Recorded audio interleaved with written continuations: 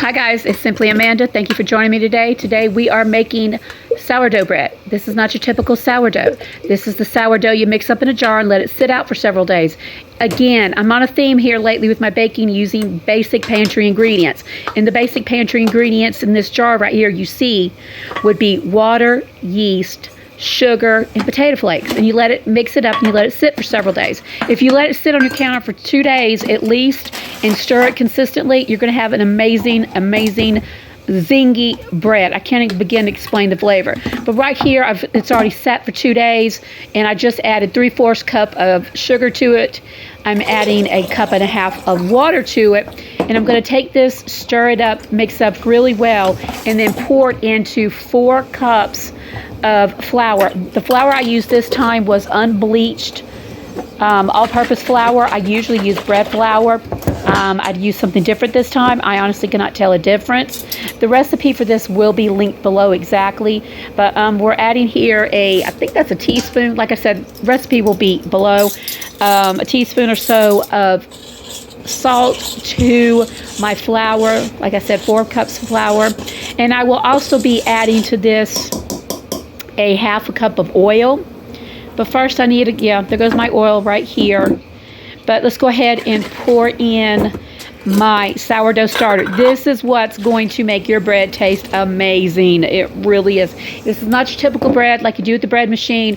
Honestly, I don't know if you can put it in the bread machine or not, but because it makes a lot. But anyway, I've added the oil, the starter to the flour and the salt. We're going to stir it up. This makes for a very sticky dough. Now the recipe calls for 6 cups of flour, but anybody working with bread knows sometimes you need a little more, sometimes you need a less. But always start with the 4 and add as you need. So basically I'm going to go ahead and just sit here and stir and mix all of this up.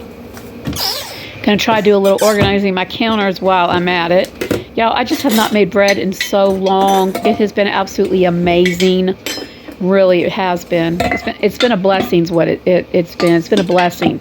Now you can also turn this recipe into some of the best sourdough cinnamon rolls you've ever made or ate in your life. I will try to link it above or below. I've made this recipe into bread as well as cinnamon rolls a long time ago. It's been a few years, so I'll link that below in case you want to turn this, if you want to try this recipe and turn them into cinnamon rolls.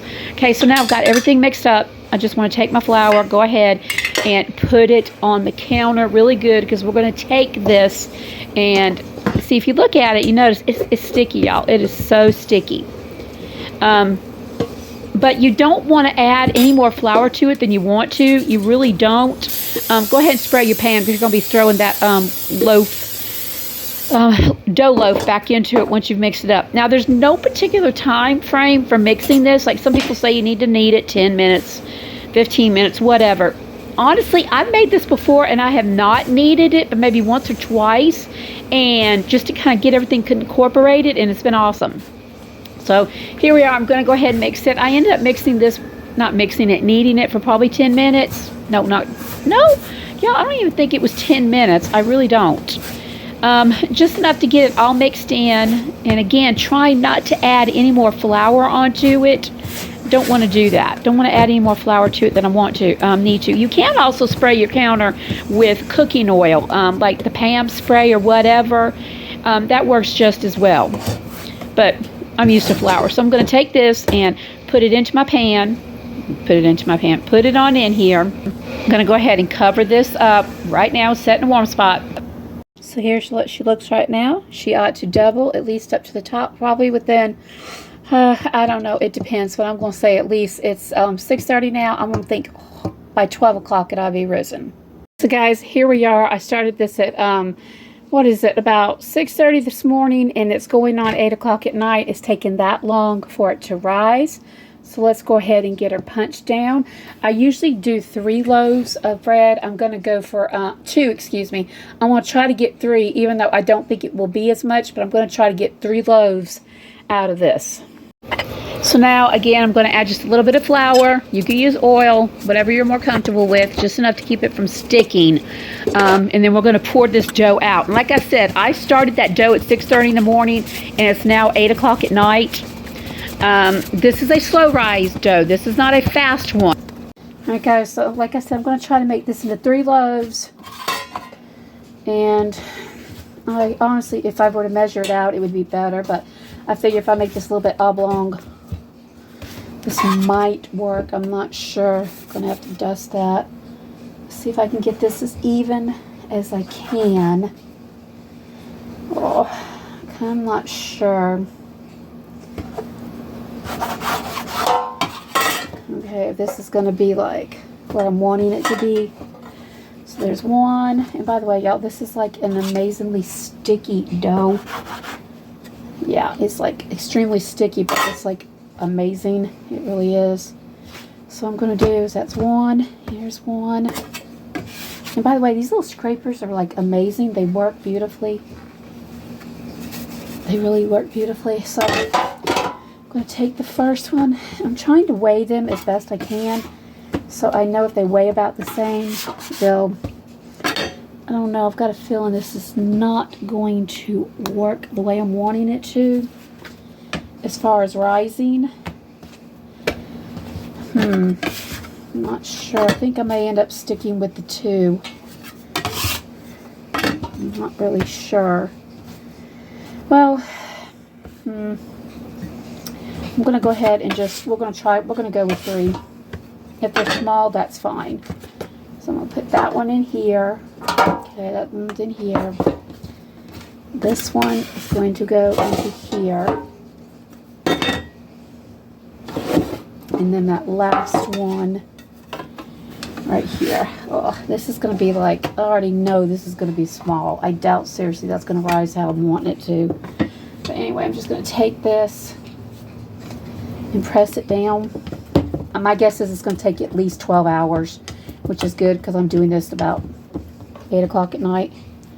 Okay, we're just going to press it in, mold it to the pan. There's one. This one's definitely going to be the bigger one. I can already tell. Definitely going to tell. And it's going to get hot in here tonight because it's been like so muggy. If anyone, this is going to be the smaller one. Definitely going to be the smaller one. But that's fine. I want to try to get 3 loaves. You know, economize, get as much as I can out of this. So, spread it as much as I can in the corners. And this one. Yeah. And then I am just going to take it, clean up my mess. Alright guys, so I ended up putting this in here. Like I said, it's about 8 o'clock right now. This one's the bigger. I think this one is probably going to rise a whole lot more.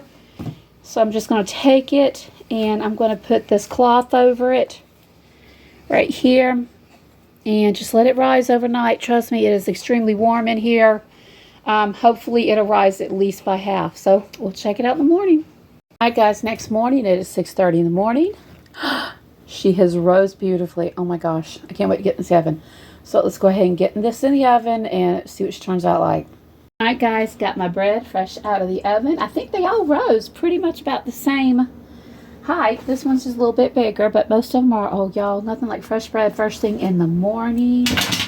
Oh my goodness, definitely. Fresh bread first thing in the morning. This is definitely a slow rise sourdough. It's not your traditional sourdough. I call it my southern sourdough because it has mashed potato flakes. But it does stretch your yeast out really well. And the longer you let this sit out before you mix it up, the absolute better. Okay, so here we go. Here, we're going to take this and pop some butter on it. Well, seriously, this is like one of the best things on earth to eat. Makes your house smell good. Gives you that fresh, not fresh, what's the word I'm looking for? Homey, peaceful home. Homey, peaceful home. That's kind of mouthful, ain't it? But it's definitely one of those things that, you know, something about baking bread is just so peaceful and calming, and I love doing it. This is honestly the first time I've made bread this past week, the first time in over a year. I can't eat bread like I used to, but everything in moderation, definitely moderation. I'm learning that. So I'm going to sit there and let this cool down, cut into it, and show you a piece of it. And it has such an amazing, amazing flavor because it's kind of like this, I don't know, zesty, I'm not sure, but here's what she looks like. Y'all, oh my goodness. And it freezes so well. Once it cools completely for at least 12 hours, wrap it up really good and pop her in the freezer. Or better yet, if you've got anybody who likes bread and needs to be cheered up, definitely this makes enough to share as well. Let's cut into it. All right, guys, let's go ahead and cut into it. It's been sitting probably about 10 minutes. Oh, it's very soft, very, very soft. Here you go. Here's what she looks like. Let's go ahead and get a piece. Cut into it. I really don't like cutting into it when it's this warm because it tears up, but we're going to do it anyway. Okay, get a piece of it. Here's what she looks like. Let's go ahead and get some butter. Okay, go ahead and get some butter and put on here. You don't have to eat it with butter. You honestly don't. It's really good without it. And like any other bread, because it is fresh and it's homemade, it's going to get harder as the days go by. But if you got a microwave, you can heat it up. No problem. Throw it in a toaster. Yeah, so here's what she looks like. Oh my word. So good. Okay, I get to taste test this. Oh my gosh, I am like, yeah.